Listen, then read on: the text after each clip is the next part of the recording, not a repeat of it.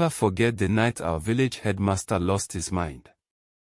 It was the night he stood in the middle of the village square, naked, laughing like a hyena, and speaking to the trees as if they were his students.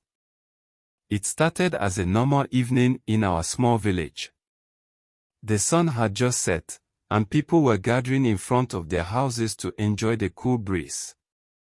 Children were playing, women were preparing dinner, and old men were telling stories under the big baobab tree. Everything was peaceful, but then, we heard a strange sound.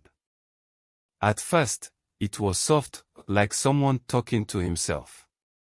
But the voice grew louder, filled with anger and fear.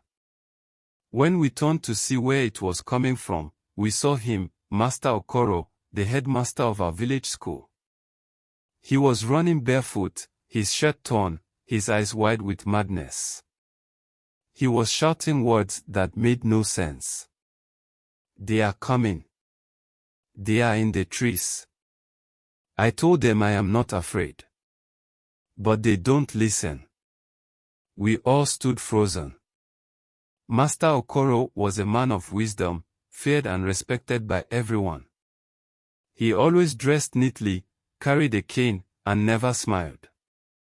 Seeing him like this, looking like a wild man, sent chills down my spine. The elders quickly gathered, whispering among themselves. Some of the younger men tried to approach him, but he picked up sand and threw it at them, laughing like a child. "What happened to him?" I whispered to my father. My father sighed deeply. "It is the spirits," he said. "The spirits of the land have taken his mind." That was when I remembered the stories. The old people always warned us that some parts of the village were forbidden. They said there was a cursed tree behind the school, a place where the spirits of dead ancestors lived.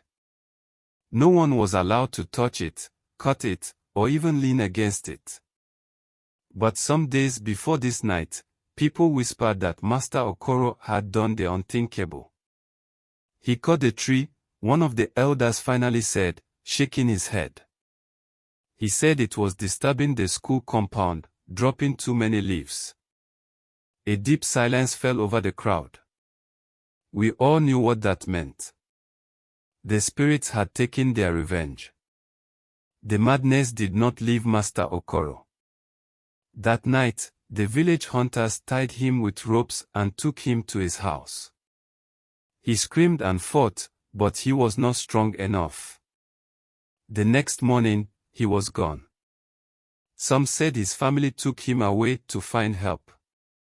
Others believed the spirits had finally dragged him into their world. To this day, no one knows the full truth.